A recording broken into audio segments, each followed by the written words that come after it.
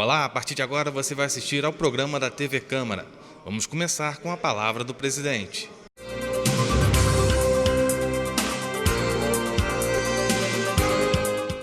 Boa tarde a todos, uma semana normal. Estamos realizando várias fiscalizações, encaminhamentos, principalmente na área rural, onde eu tenho uma maior atuação. A gente tem realizado várias fiscalizações, principalmente em relação à questão das estradas, no acesso à área rural, devido à questão da produção. Então, ontem mesmo eu visitei algumas comunidades, estive em Jaborandi, que é próximo de Três Picos também, fazendo uma vistoria onde está sendo realizada uma manutenção da estrada lá, e estive de perto acompanhando, agradecendo inclusive. E aqui na Casa Legislativa também tudo segue seu fluxo normal. Hoje temos sessão onde serão discutidos projetos importantes para a cidade.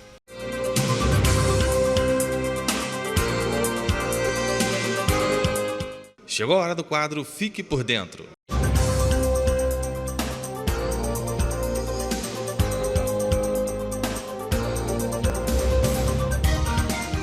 Olá! Este é o ABC da Câmara, o programa que vai mostrar como funciona a Câmara Municipal. Neste episódio, vamos falar sobre a mesa diretora da Câmara Municipal, que é um órgão colegiado, ou seja, suas decisões são tomadas pelo conjunto de seus membros. Cabe a ela a direção dos trabalhos legislativos e dos serviços administrativos da Câmara Municipal.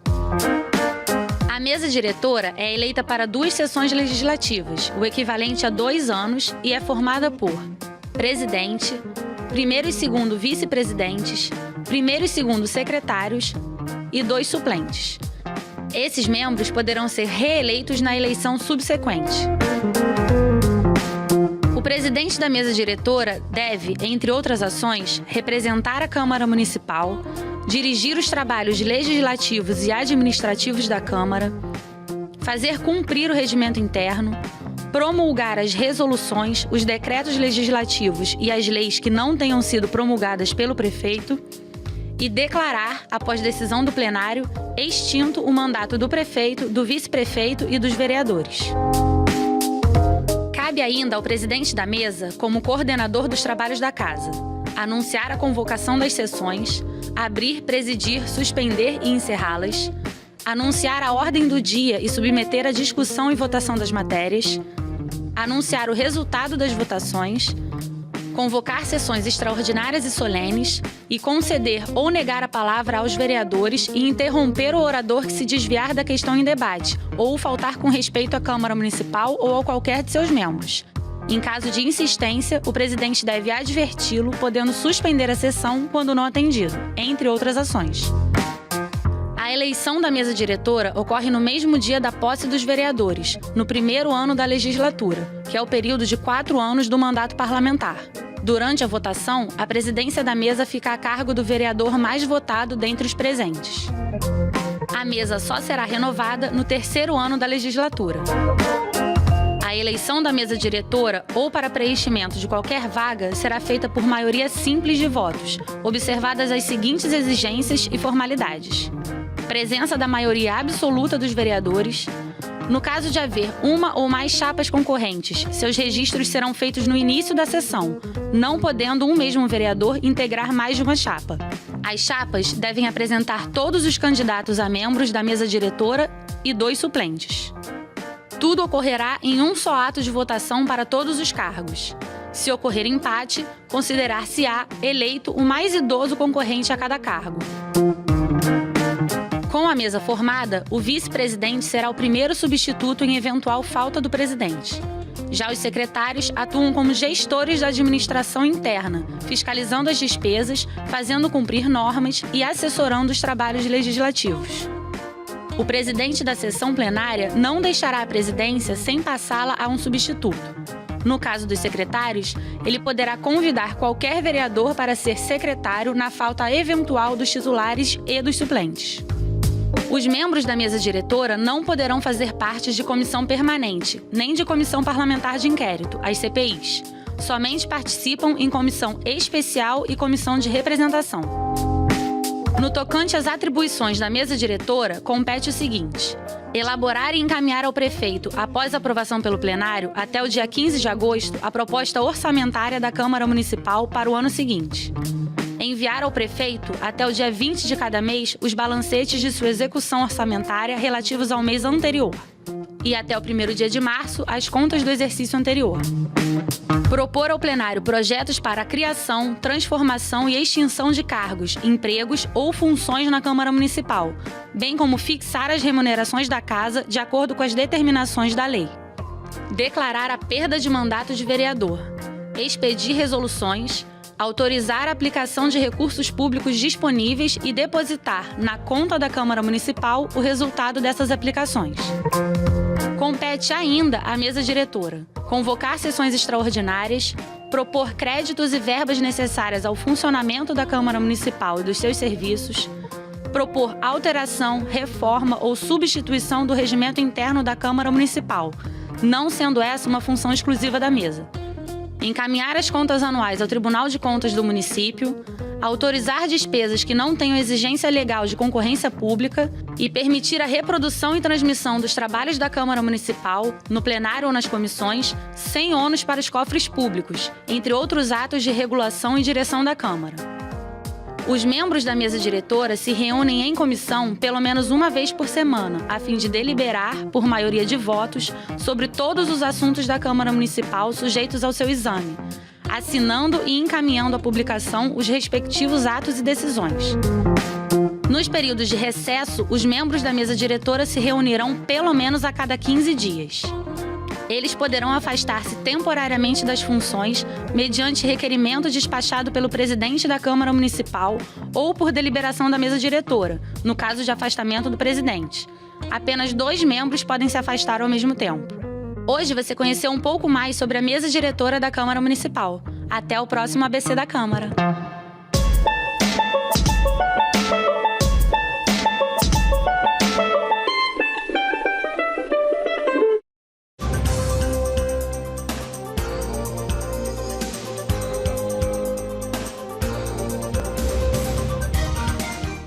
No início da sessão, o conselheiro André fez uso da tribuna para fazer uma fala sobre o Conselho Tutelar na participação popular.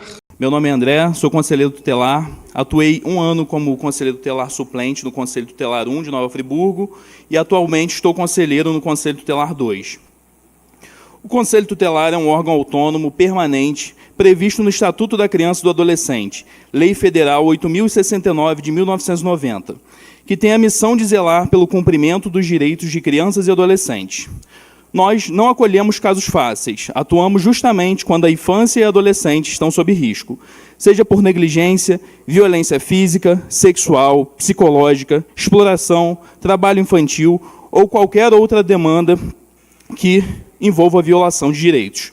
O Conselho Tutelar é, muitas vezes, a primeira linha de frente quando uma criança ou adolescente precisa de proteção. Somos chamados a qualquer hora do dia ou noite, em plantões de 24 horas, finais de semana e feriados, e precisamos dar uma resposta imediata à sociedade. Nosso trabalho é nas ruas, nas comunidades, nos hospitais, nas escolas, muitas vezes em situações que colocam nossa integridade em risco, exigindo coragem, preparo e equilíbrio emocional. Ser conselheiro tutelar exige força, determinação e resiliência. Exige colocar-se à disposição da comunidade, mesmo diante de pressões, críticas e situações adversas. É um trabalho que demanda empatia, firmeza e a capacidade de tomar decisões difíceis, sempre com foco na proteção da criança e adolescente. Por isso, cada conselheiro tutelar que se dedica a essa missão merece respeito e reconhecimento da sociedade. Em Nova Friburgo, os 2 conselhos tutelares atendem uma imensa demanda. São centenas de casos por ano, que envolvem não apenas atendimentos individuais, mas também articulações com escolas, serviços de saúde, assistência social e educação, Ministério Público, Judiciário e toda a rede de proteção. Cada decisão que tomamos pode mudar o rumo da vida de uma criança e de uma família. É por isso que hoje, além de reafirmar a importância da nossa função, trago também a reflexão sobre a valorização dos conselheiros tutelares. Sei que esta casa apreciará hoje o projeto que trata do reajuste salarial. não se tratando apenas de uma questão financeira, mas do reconhecimento da responsabilidade e da dedicação exigida de quem ocupa essa função. A remuneração precisa ser proporcional com a carga de trabalho, com a dedicação exclusiva e com o peso da missão que nos é confiada pela sociedade. Assim como se valoriza professores, médicos, policiais e tantas outras categorias essenciais, é preciso reconhecer que o Conselho Tutelar também é indispensável. Investir nos conselheiros tutelares é investir na proteção da infância e da juventude. É garantir que a cidade tenha profissionais motivados, preparados e com condições dignas de exercer essa função. Por isso, peço aos senhores e senhoras vereadores que apoiem essa valorização. Ao fortalecer o Conselho Tutelar, estamos fortalecendo o futuro da nossa cidade, porque nenhuma sociedade pode avançar quando deixa suas crianças e adolescentes desprotegidos. Que essa casa dê mais um passo em favor da infância friburguense. No momento das falas iniciais, a vereadora Maiara Felício fez uso da tribuna para criticar a falta de identificação por parte dos servidores, em meio a uma nota publicada recentemente pelo Poder Executivo. Hoje eu uso essa tribuna meio que para fazer um alerta, porque a Prefeitura de Nova Friburgo está corretíssima em fazer um chamado, falar com a população sobre possíveis golpes, né, que são direcionados à nossa população mais vulnerável. Mas, ao mesmo tempo, ela precisa tomar alguns cuidados, porque ela pode acabar prejudicando o próprio serviço. Olha só, na semana passada, no meio da semana, saíram em vários canais de comunicação, inclusive nos perfis da Prefeitura no Instagram,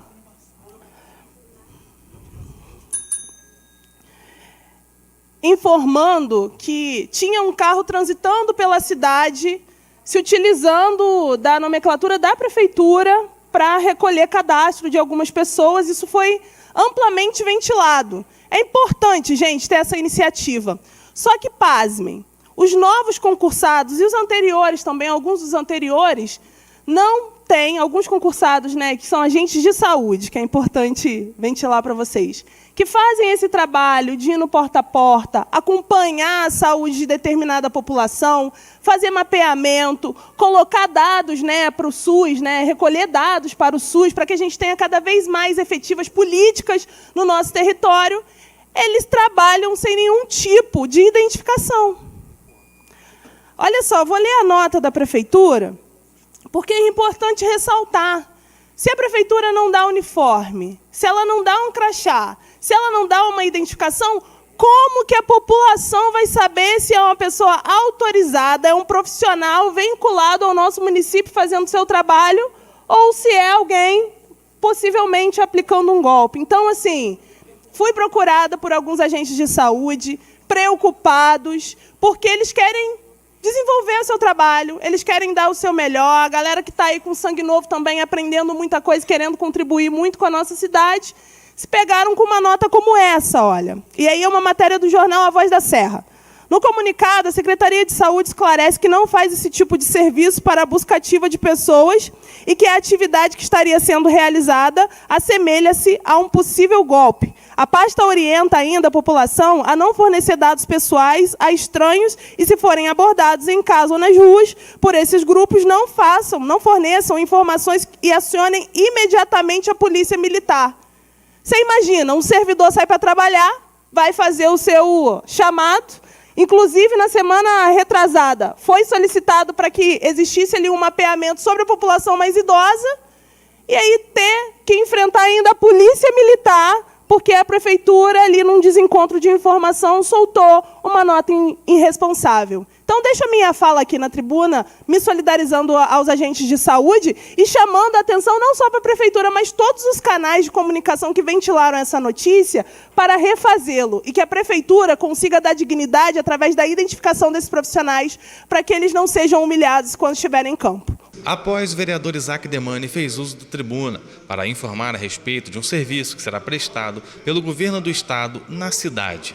Venho essa tribuna hoje trazer uma notícia importante à comunidade de Olaria.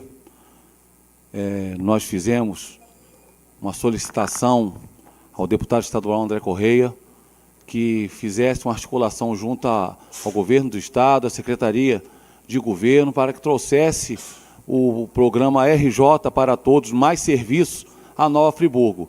E fizemos uma edição no final de maio, na Praça de Conselheiro Paulino, atendendo ali a comunidade do 6º Distrito. Foi uma solicitação que eu fiz, que descentralizasse a atuação desse serviço. E fiz outra solicitação para que ele estivesse na comunidade de Olaria. E no dia 11, na próxima quinta-feira, a partir das 9 horas da manhã, o RJ para Todos, mais serviço, um serviço prestado pelo Governo do Estado, estará na Praça 1º de Maio, em Olaria, atendendo a comunidade daquela querida daqui da nossa cidade, o grande bairro de Olaria. E serão oferecidos serviços de habilitação para casamento, emissão de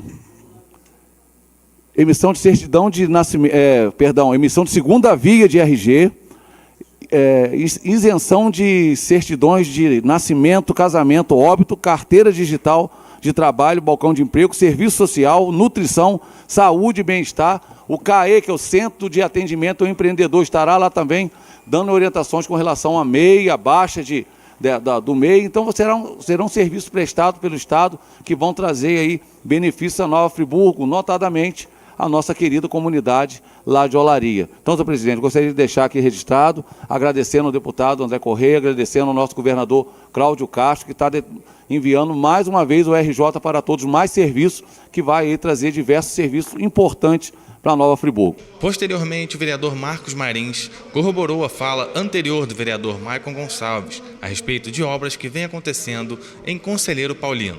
Eu vou retomar aqui e reforçar o que foi dito pelo vereador Maicon Gonçalves.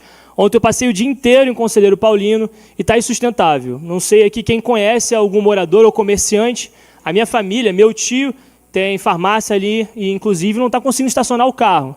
A gente listou só ontem mais de 30 comércios que fecharam ou estão anunciando o fechamento por causa das obras. E aí o que foi dito pelo vereador Maicon é importante. Por quê, Maicon? A obra do Estado. A única coisa que o prefeito tinha que fazer era comunicar à população. Vai ter uma obra, colocar meia dúzia de guardas ali para organizar o trânsito, e nem isso ele fez. Então, assim, me assusta de fato, e agora não é uma posição partidária, política, me assusta o bom senso do não gestor que não temos em Nova Friburgo.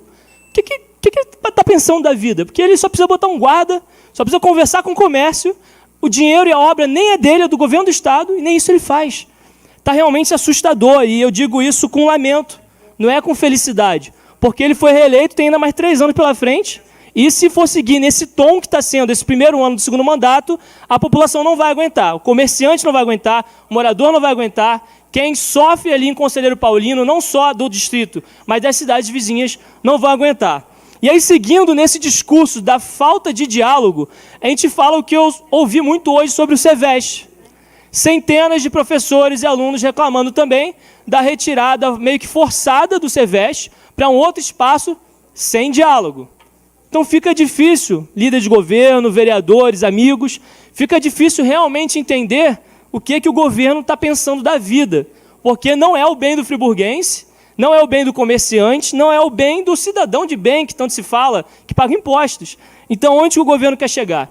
Bom, para concluir a minha fala nesses 3 minutos, mas é importante falar também, a gente acabou de concluir o plano de cargos e salários, foi assinado pelos senhores no dia de hoje, agradeço muito, parabenizo mais uma vez a nossa advogada Natália, que se dedicou meses para esse projeto sair do papel, e também estive essa semana que passou junto ao ministro da Saúde, o ministro Alexandre Padilha. Agradeço por ter nos recebido. Nós fizemos um trabalho muito profundo, um diagnóstico profundo sobre a situação do Raul Sertã em Nova Friburgo, da saúde, da atenção básica e primária da saúde em nossa cidade. O ministro recebeu, acolheu e se comprometeu a trazer a auditoria do DataSUS aqui em Nova Friburgo. O DataSUS é fundamental para que a gente possa avaliar e fiscalizar ainda mais com o Ministério da Saúde junto com a gente, para entender como que estão sendo utilizados os recursos federais na saúde em Nova Friburgo. É isso. Eu acho que é um alerta vermelhíssimo, máximo, sobre o caos de Nova Friburgo, e alguém tem que se posicionar. Depois, o vereador Cláudio Damião criticou o auxílio transporte que é ofertado a servidores da prefeitura. É triste ter que falar isso, mas a conclusão que a gente chega é que o prefeito não gosta dos servidores. É burdoada em cima de burdoada no lombo dos servidores. Não faz muito tempo, ele mexeu nas escalas de trabalho dos servidores. Não faz muito tempo, ele mandou para a Câmara um plano de cargo, carreira e salários, que é uma covardia com os trabalhadores do município, servidores de um modo geral. Agora ele manda para a Câmara, ainda não veio para votação, mas nós até nos antecipamos no gabinete, fizemos uma emenda, uma tentativa de prejudicar todos os servidores com a questão do auxílio transporte. Nós, prevendo o prejuízo, fizemos uma emenda. Isso deu uma repercussão grande, os servidores ficaram muito atentos. E aí o prefeito foi, copiou a nossa emenda e disse, olha, o problema está resolvido. Não está resolvido. Continua a covardia com os servidores municipais. E aí ele vem com uma conversa fiada, que isso é papo para enganar as pessoas. Não, mas é porque tem gente que recebe mais vale-transporte do que salário. Se isso é verdade, a própria prefeitura está errando. Porque a lei diz claramente, a autoridade que tiver ciência de que o servidor apresentou informação falsa deverá imediatamente proceder com o relato. Ora, se está na lei, que é uma lei do próprio prefeito, e ele alega que tem que prejudicar todo mundo porque um ou outro servidor possa estar recebendo errado, ele está mal intencionado. No mínimo está mal intencionado. E a gente aqui nessa casa não pode tolerar isso. Isso é um absurdo. As pessoas estão acostumadas a receber o valor do auxílio transporte para se locomover da forma como melhor lhe convém. O serviço de transporte é horroroso. Imagina um professor que tem que ir para 2 escolas, ele depender do ônibus para se locomover. O prefeito estimulou o concurso público, chamando as pessoas de fora para que participassem. Botou prova em Teresópolis, Petrópolis, Rio de Janeiro. Agora quer expulsar as pessoas. E com uma mesquinharia, que é o valor relativo ao auxílio transporte. Ora, não dá para a gente tolerar.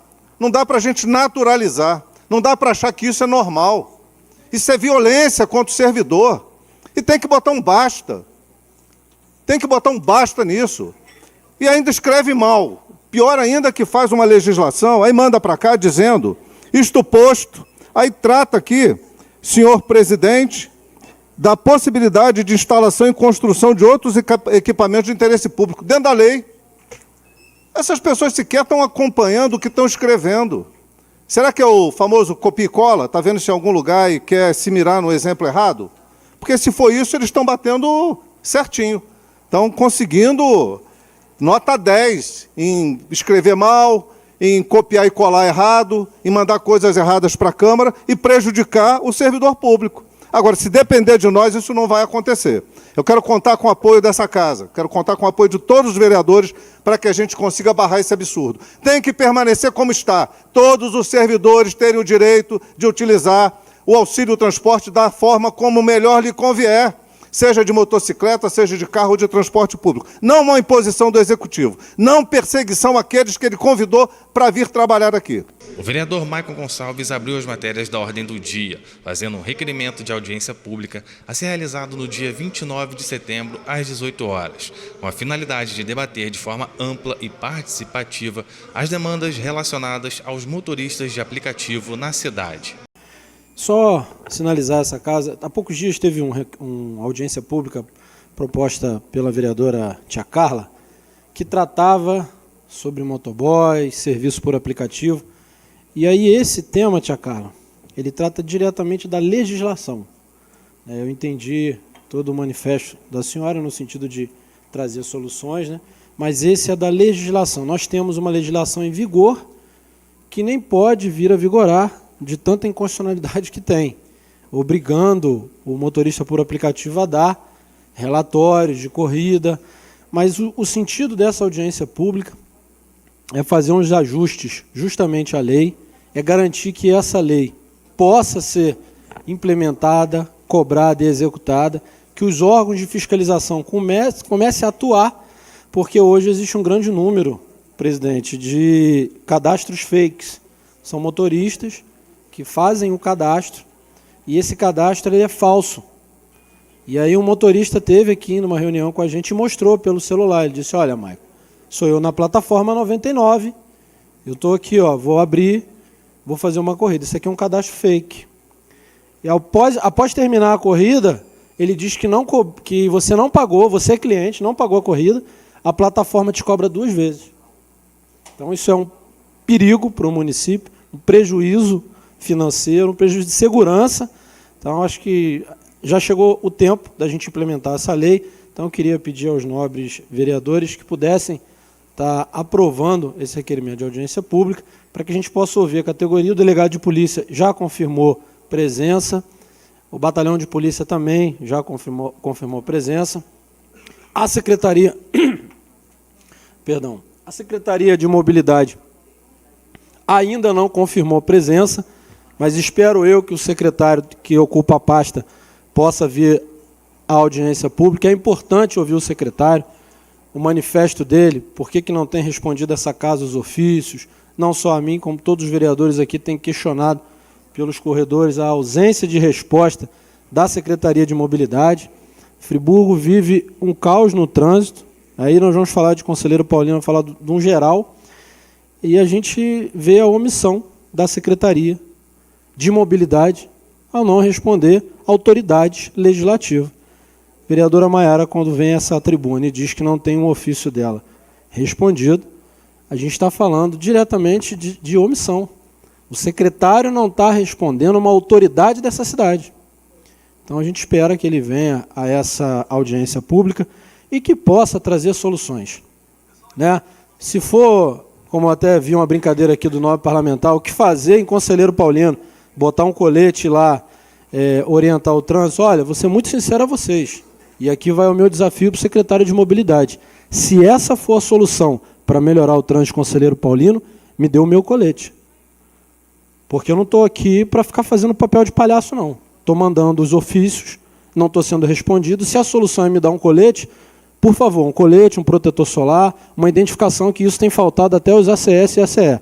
Então me dê, que eu vou lá fazer esse trabalho. Porque motorista de aplicativo não quer pegar corrida para Conselheiro Paulino. Sabe por quê? Porque ele ganha R$3, R$4 numa corrida. O trânsito está infernal, ele não quer mais fazer a corrida, porque ele vai perder dinheiro. E aí a gente tem solução. Tem sim. Me lembro que a ponte de Bom Jardim caiu na tragédia, lembra? O Exército chegou aqui e colocou uma ponte de ferro enquanto se fazia de cimento. Será que eles não pensaram nisso para fazer essa ponte aqui de Conselheiro Paulino? Se não pensar... Olha, outra coisa, hein? Vou dizer. Um turno somente para uma obra que está falindo um monte de pessoas é um absurdo. De segunda a sexta, de 8 às 5, sendo que sexta-feira entra 8 e sai 11h30. Final de semana não trabalha... À noite não trabalha, e a gente desenvolveu a lâmpada, né, o farol e tudo, não sei porquê. A gente precisa... Exatamente, vereador. Se for a solução, vereador, botar farolete, botar refletor, botar colete, eu vou estar lá junto. Pode contar comigo, população. E aí nós vamos ter 21 parlamentares aqui que podem ajudar. É só mandar o colete e o protetor. Depois, o vereador Cláudio Damião apresentou um projeto de lei a respeito do primeiro tratamento de paciente com neoplásia maligna comprovada. Um tema que atinge muito a população de Nova Friburgo. Os dados, os números que a gente tem são alarmantes, mas talvez possam ser mais alarmantes ainda por algumas informações não estarem consideradas. Então, tratar da questão da neoplasia, do câncer, do tratamento, da prevenção, da antecipação do tratamento, do diagnóstico, é falar em salvar vidas. É algo absolutamente necessário, fundamental. E aí a gente tem que começar a vencer uma série de barreiras. Barreiras que estão postas, mas que necessariamente não são intransponíveis. Nós temos aqui, vereadores, uma quantidade muito grande de exames que já poderiam ter sido realizados e as pessoas estão numa longa fila de espera. E eu já falei dessa tribuna algumas vezes sobre isso.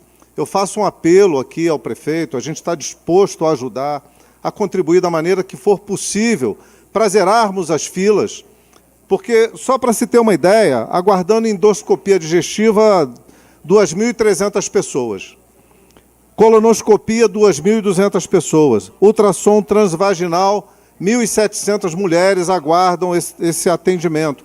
Eu só estou citando alguns números, alguns parcos números de um universo de necessidades de exames e diagnósticos dependem do poder público se mobilizar, se movimentar, se organizar Porque isso não é natural, esperar que alguém desde 2022, 2023 está na fila aguardando para realizar um procedimento, aguardando para realizar um exame, para saber o estado real de saúde, para iniciar um tratamento.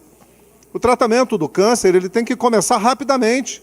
É necessário que o município construa as ferramentas para que, uma vez tendo a consulta, uma vez percebida a possibilidade de um câncer, ele possa fazer o exame e aí diagnosticar e tranquilizar. Não, não tem, não é o caso, não está no início, vamos tratar. E aí o prazo seria de 60 dias do diagnóstico. Esse projeto, e é bom que a gente diga, ele foi construído a várias mãos. Várias pessoas participaram, médicos, pessoas ligadas à saúde, pessoas interessadas no tema da saúde. Eu quero, inclusive, citar aqui a presença da Carol Maier, que é representante do Conselho Municipal dos Direitos da Mulher, e nós ontem tivemos um debate em torno desse projeto lá no Conselho Municipal, e ganha o apoio do Conselho. Nós estamos aqui chamando a Associação das Mulheres Mastectomizadas para que participem conosco desse debate, e nós precisamos dessa casa, fundamentalmente do apoio de todos os vereadores, que eu tenho certeza que não negarão esse apoio, porque o tema é muito, muito importante. Eu quero já de pronto agradecer ao vereador Isaac Demani, que teve a sensibilidade de acolher o nosso pedido para que esse tema viesse à pauta, porque a doença, o câncer, não espera. Não dá para ficar aguardando uma oportunidade para que a gente possa começar um processo. Nós temos que começar agora, urgentemente, criando as ferramentas e o estímulo para que as pessoas tenham condições de acessar o médico, de acessar os exames, de fazer a sua prevenção e de fazer o tratamento, se for o caso. Eu quero aqui também já anunciar que nós estamos marcando uma audiência pública para o dia 24 de setembro. Eu quero fazer esse convite à casa, fazer o convite à população, fazer o convite às mulheres, às organizações sociais, a todas as pessoas que puderem participar. Porque o quadro que nós temos, e eu vou ceder daqui a pouquinho uns à parte, ele é muito grave, ele é muito sério. Eu estou me baseando em números que ainda não são os números reais. Esse quadro é pior do que os dados que eu tenho aqui. Numa rápida pesquisa, num levantamento que nós fizemos no gabinete, em 9 anos, nós tivemos cerca de 16 mil óbitos, arredondando. Por ano, 1.800 óbitos. Desses, nós temos aqui um número de 2.600 óbitos, dos 15 mil, 16 mil, de neoplasia. É um número ainda subnotificado, porque muitas coisas não vêm ainda devidamente relacionadas. Então, isso chama muita atenção. E aí, nós sabemos disso, e sabendo disso, nós temos que encontrar meios e soluções para evitar o sofrimento, para evitar que as pessoas sejam condenadas à morte. Porque quando a gente fala que tem 2.300 pessoas aguardando uma colonoscopia, nós podemos estar condenando pessoas à morte.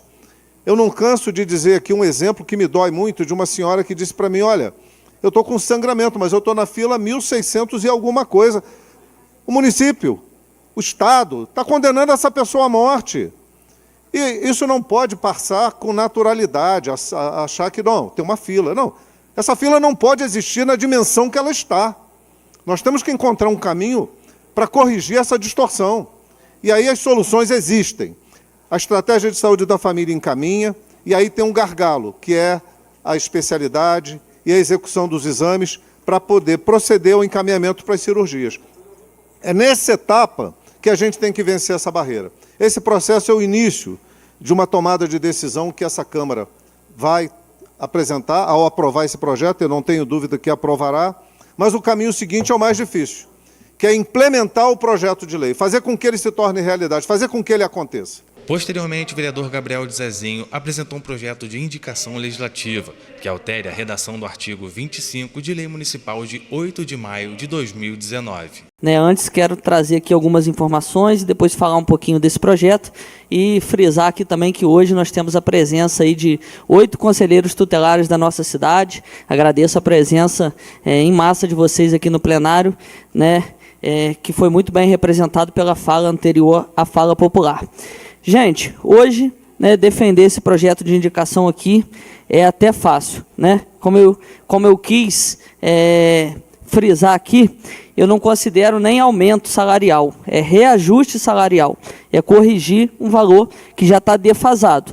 Hoje a gente tem o salário bruto do conselheiro tutelar em R$ 2.852,44, né? O salário líquido que eles recebem por mês, R$ 2.530. Né?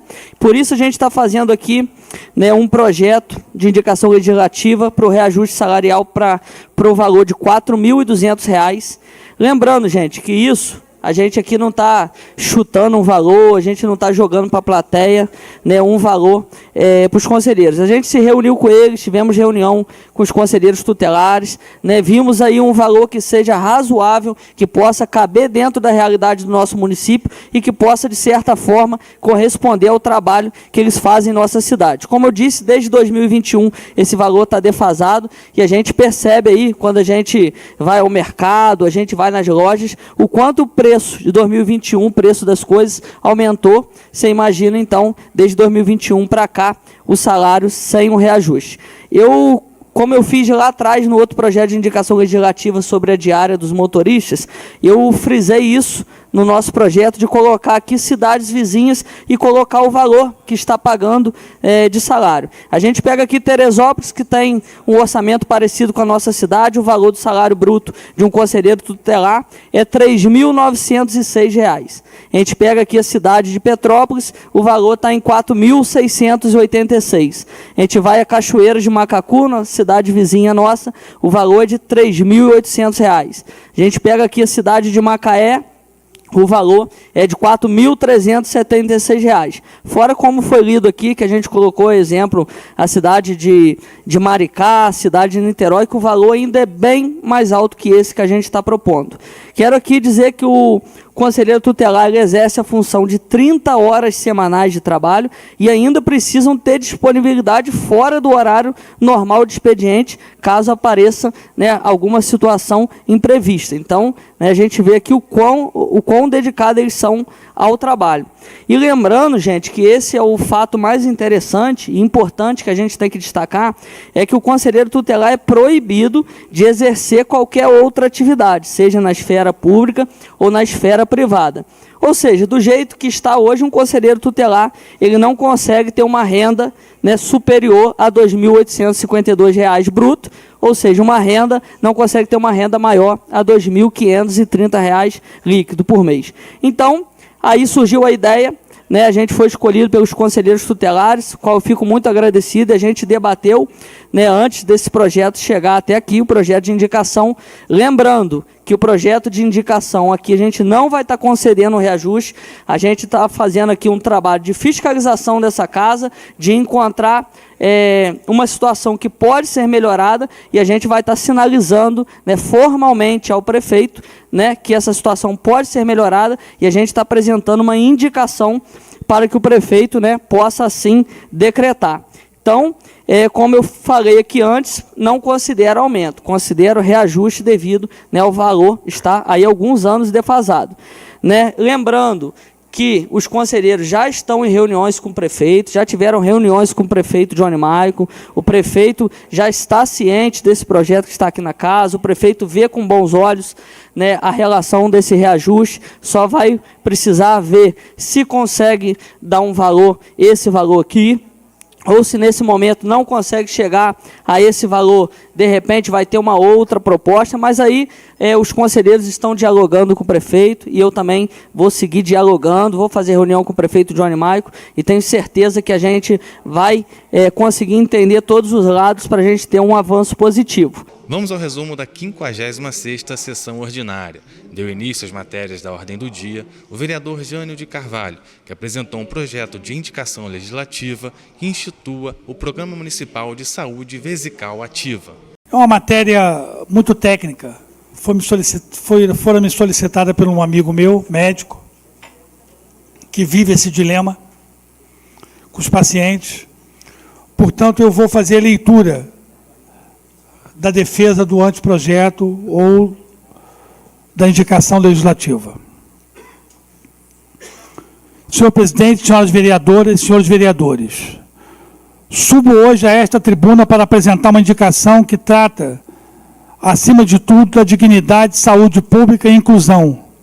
Estou sugerindo ao senhor prefeito que encaminhe a esta Casa Legislativa um projeto de lei para instituir no município de Nova Friburgo o Programa Municipal de Saúde Vesical Ativa para pessoas com bexiga neurogênica. Sei que muitos talvez nunca tenham ouvido falar dessa condição, então quero começar explicando o que está por trás desse nome técnico. A bexiga neurogênica é uma disfunção urinária que afeta pessoas com lesão na medula espinhal, esclerose múltipla, malformação congênita ou em outras doenças neurológicas. Essas pessoas perdem a capacidade de urinar naturalmente. Para que possam esvaziar a bexiga de forma segura e higiênica, precisam usar catéteres uterais descartáveis várias vezes ao dia. Esses catéteres não são luxo, eles são necessidade vital. Quando não tem acesso a esse insumo, podem desenvolver infecção urinária recorrente, que levam a internações, uso constante de antibióticos e riscos de complicação renal grave. Sem acesso gratuito pelo SUS municipal, essas pessoas ficam à mercê da sorte ou da caridade. Muitas realizam o mesmo catéter várias vezes, o que é extremamente perigoso, ou fazem cateterismo com menor frequência que o recomendado, aumentando significativamente o risco de infecções e complicações graves. E é justamente para corrigir essa lacuna que propomos a criação do Programa Municipal de Saúde Vesical Ativa para pessoas com bexiga neurogênica, garantindo atendimento médico especializado, acompanhamento multiprofissional, educação em saúde para pacientes e cuidadores. E, principalmente, o fornecimento gratuito de catéteres hidrofílicos de uso intermitente, conforme prescrição médica. O Ministério da Saúde já reconheceu a importância deste dispositivo ao incorporar ao SUS em 2019. Agora precisamos organizar em nível municipal os fluxos de acesso e acompanhamento desses pacientes. Senhoras e senhores vereadores, essa indicação legislativa não cria despesa direta. Ela sugere que o Executivo envie projeto de lei que pode ser estruturado com recursos já existentes no SUS, convênios e planejamento na Secretaria Municipal de Saúde. Faço aqui um apoio sincero ao prefeito e ao secretário de Saúde. Considere essa causa com atenção. E aos colegas vereadores, peço apoio e a divulgação dessa proposta. Que essa seja uma cidade onde ninguém fique para trás. Meu muito obrigado. Durante a fala do vereador Jânio de Carvalho, o vereador Cláudio Damião pediu a palavra para sugerir que o tema seja tratado como projeto de lei. Vereador Jânio, é importante trazer esse assunto. Eu só ia sugerir, aí depois conversar com o presidente da Comissão de Constituição e Justiça, me parece que poderia ser um projeto de lei, porque os insumos são fornecidos pelo SUS. Pode. Pode ser um projeto de lei, não necessariamente uma indicação, para que a gente realmente reforce a importância da iniciativa. Eu conheci uma pessoa nessa condição, vi o sofrimento de perto, comentava até com a vereadora Maiara, o dia que eu visitei esse rapaz, ele reclamava de que não conseguia em quantidade suficiente o catéter, ele tinha que fazer a higienização, vivia doente, deram uma caixa de luva para ele mofada. Não estou aqui exagerando, eu presenciei isso. Eu tive que ir até a farmácia da antiga, ficava no Hospital Raul Sertã, para reclamar daquela condição. Então é um serviço que já é prestado, a gente pode melhorar e ampliar, transformando em projeto de lei para que tenha eficácia e eficiência o mais rápido possível. Posteriormente, o vereador Cláudio Damião se inscreveu para uso da tribuna, onde criticou o tratamento dos servidores municipais por parte da Prefeitura. Retorno à tribuna para falar de justiça, porque é uma palavra que não pode ser jogada ao vento e a gente não praticar a justiça, né? E a gente tem visto injustiças aqui no município a rodo. É impressionante, o prefeito mexeu na escala dos trabalhadores, no Raul Sertã, trouxe um prejuízo para a saúde, trouxe um prejuízo para os servidores, consequentemente traz um prejuízo para a população. O prefeito mandou para casa um plano de cargo, carreira e salários. Quando a gente ouve falar em plano de cargo, carreira e salários, pensa uma coisa boa, grandiosa, alguma coisa que vai trazer benefício. mas o plano vem com o Código Penal na frente, intimidatório, ameaçador, e o benefício que a gente imagina que poderia ser trazido ao trabalhador não chega. E aí a gente vem com outro drama, ele vem mexer no auxílio transporte. Já não bastasse os problemas que os servidores têm no seu dia a dia, com tanta dificuldade, é o material que falta, é tirar dinheiro do bolso para comprar insumo, quando não é para comprar material de limpeza. Ele ainda quer tirar o vale transporte, o auxílio transporte. Ah, não está tirando. Não, de alguma forma está tirando sim, porque obriga uma determinada condição em que você vai ter que usar o ônibus da FAO para excluir, inclusive, as pessoas que ele estimulou a vir fazer o concurso para Friburgo, de terem que abandonar o concurso. Então, nós temos que falar de justiça. E a injustiça perdura quando a gente vê um servidor, uma servidora que se esforçou, fez a prova, concorreu, escolheu o local para ficar e, de nada, sem motivo algum, é mandado para fora da localidade, é tirada do seu local de trabalho, prestando um serviço exemplar, zeloso, cuidadoso. E não há justificativa, não há explicação, sabe, vereadora Maiara? Se tivesse uma razão clara, um objetivo concreto, cometeu algum delito, foi um deslize, é incompetente na gestão. Não, são só elogios. E ao invés de premiar esse servidor, essa servidora, que presta com competência o seu serviço, manda para longe do local onde foi designada. A pessoa se esforça, vem para Friburgo, adota a cidade para morar, contrata aluguel e vem morar na cidade e é retirada do seu local de trabalho para longe do local onde está habituada, onde conquistou o coração da população. Isso é de uma injustiça, e a gente tem que falar de justiça porque isso é injustiça.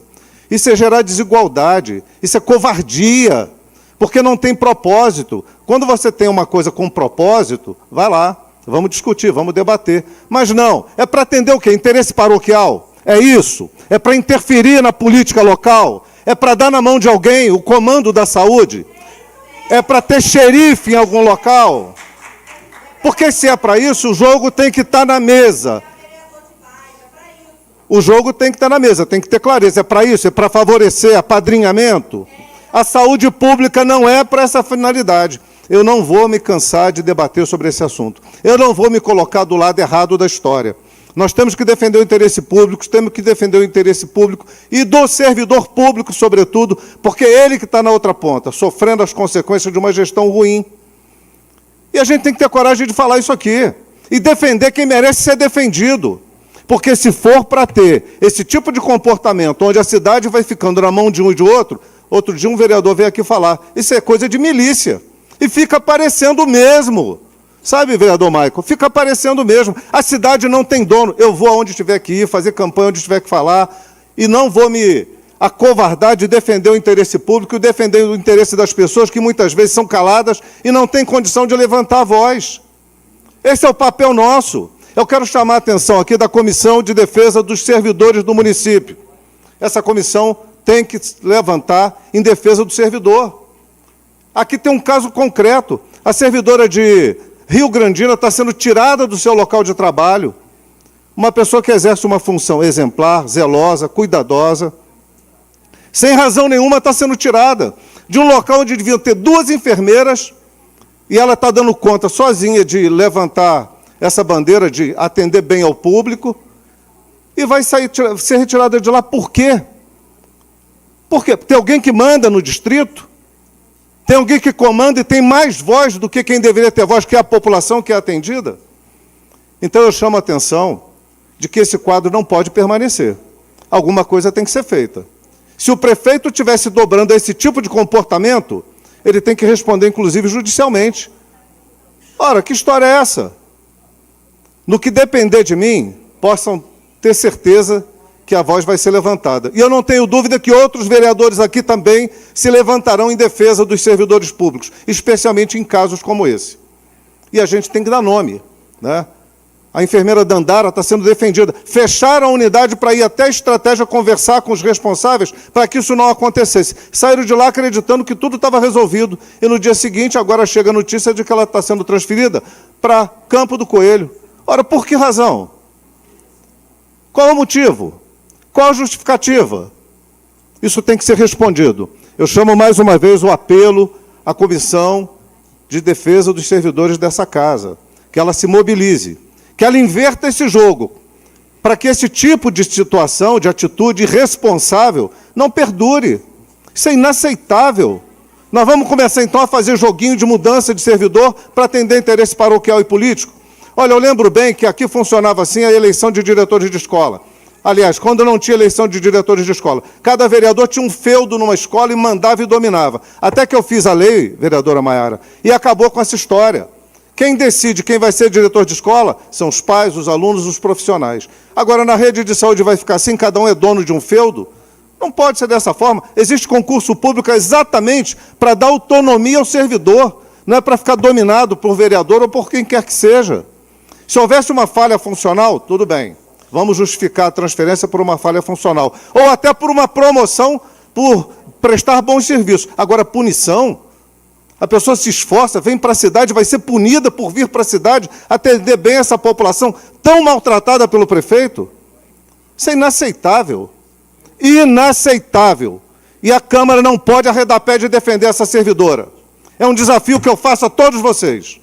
Que todos nós, unidos, nos movimentemos no sentido de fazer com que o prefeito reverta essa punição. Depois, o vereador Maicon Gonçalves fez uso da tribuna para falar a respeito da bilhetagem eletrônica utilizada na cidade. Vereador Cláudio, gostei muito da sua explanação aqui na terça-feira com relação ao auxílio transporte. E aí, tinha uma reunião no Rio de Janeiro, no CREF, onde fui questionar a questão da implementação dos profissionais de educação física nas escolas. Nós temos 70% das escolas, isso eu vou falar sempre, 70% das escolas do município não tem professor de educação física. Educação física está diretamente ligada à cognição, à saúde, à prevenção de doença. Então, um governo que não investe em criança não pode ser chamado de governo. Então, eu fui lá para questionar isso e aproveitei e fui no Rio Card, porque vi a emenda de Vossa Excelência, que acaba com mudar apenas o nome, né? Pecúnia, e já geraram um estresse absurdo. E o senhor foi muito nobre, já colocou uma emenda, mas já disse que podemos ter resistência aqui. Então, o que eu fui fazer no Rio Card? Primeiro, entender o sistema partiu, porque na sessão que teve aqui ainda ficou algumas dúvidas. Fui recebido pelo Cássio e também pela Milena, que fizeram uma ampla explanação, e eu fui buscar uma solução. Qual solução é essa? O partil ele dá direito somente de uso dentro do município, porque é um produto do município. Apesar de ser algo da Rio Card, é um produto do município, como se fosse uma franquia para aquela região. Então, quem tem o partil não pode ir nos limites intermunicipais. Ou não pode pegar em Bom Jardim um ônibus para vir para Friburgo. Mas tem o Rio Card. E o Rio Card é aceito pela 1001. E aí o que eu fui levar como solução? E tive uma resposta super positiva, vou colocar nessa casa, que existe a possibilidade do partil fazer comunicação com a Rio Card e a Rio Card pagar ou receber todos esses dinheiros de trajeado itinerário que passa dos municípios. Então, quem mora no Rio de Janeiro pode vir para Friburgo com o Rio Card e sair daqui com ele, e o partil vai pagar ele. Então, a gente já conseguiu buscar uma solução. Se caso, e aí, vereador, eu estou dizendo isso porque a emenda é de Vossa Excelência, se caso essa casa não aprovar essa retirada do auxílio transporte. Muitas pessoas usam o auxílio transporte, às vezes pela manhã vão trabalhar com a passagem porque está frio, no final do dia voltam caminhando para poder economizar aquele dinheiro para ajudar no gás, para ajudar na internet. E aí agora o prefeito quer entubar um cartão e dizer assim, ó, usa esse cartão na farmácia, usa esse cartão para comprar o gás, algo que não pode acontecer. E aí a gente teve uma breve história, a Milena me contou a história do tempo do papel, que era aquele vale, e por que foi feito o modo eletrônico, para ter mais controle, para ser mais assertivo. Até entendo, mas acredito que a gente precisa pensar em soluções. Então, se caso isso vier a ser aprovado, vou colocar uma emenda para que possa o partil fazer comunicação com o Rio Card e que quem mora fora do município tenha o direito de usar o Rio Card, tanto aqui dentro para ir quanto para voltar dentro da cidade. Então, fomos buscar solução. Já vamos protocolar na casa. Agora eu quero aproveitar o breve momento que tenho aqui. Vi o prefeito em Brasília, pensando na eleição de deputado, Projeto de poder? Projeto de poder. A saúde do município não melhorou nada, o transporte do município não melhorou nada, a cidade está suja, e aí ele está pensando em ser deputado estadual. Sabe por quê? Porque a população de Friburgo está validando o projeto de poder do Johnny Maico. O deputado Luiz Lima tinha falado, ele quer ser eleito e falar mal de mim porque ele quer ser deputado. Esse é um projeto de poder. E aí eu estou vendo isso pelas minhas redes sociais. Eu fiz um vídeo terça-feira, falando a respeito da ponte. O governo passado fez uma ponte indo para São Geraldo. Uma ponte que era pequena, então ele foi aumentar. Ele derrubou ela toda? Não. Ele começou a fazer na lateral uma etapa. Quando liberou aquela etapa, ele começou a fazer o outro lado. Nova Friburgo, não. A nossa empatia pelo empreendimento do outro, pela vida do outro, é tão significativa que mandaram derrubar tudo de uma vez e causar aquele caos que está com o Conselheiro Paulino. Tem comerciante lá perdendo 80% das suas vendas. Agora mesmo a gente viu aqui um empreendedor, já tive o prazer de tirar foto ali, a gente preza pelo teu negócio. Mas imagina eu derrubar uma ponte próximo ao teu negócio e cair as suas vendas em 80%. Eu fecho o teu negócio, cara. Não adianta nada a gente homenagear e não se preocupar. E aí, vereador Bruno, não estou tirando mérito da sua homenagem, não, muito pelo contrário. Você fez muito bem e sou um clientaço deles. Mas a gente tem que se preocupar com o empreendedor de Conselheiro Paulino. Derrubaram uma ponte e não pensaram, tem ponte de ferro, vem aqui, liga para o Exército, faz alguma coisa, não é do PL, não tem um bom relacionamento com o Exército, pega uma ponte igual pegaram lá da última vez em Bom Jardim e colocaram.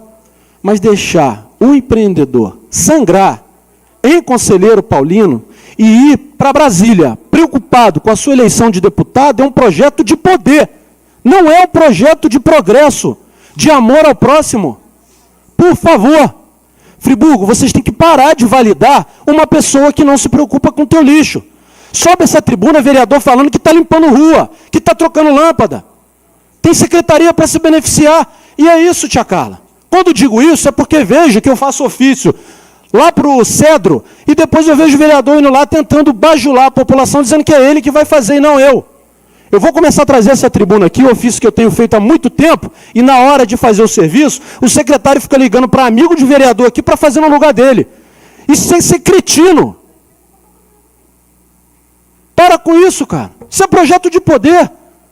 Respeita a história política de cada um, respeita o empreendedor dessa cidade. Agora vão tirar a passagem suada do servidor público. Por fim, o vereador Ângelo Gaguinho fez uso da tribuna para criticar a atuação de outros parlamentares da casa. De vez em quando sobe nessa tribuna vereadores tentando me desqualificar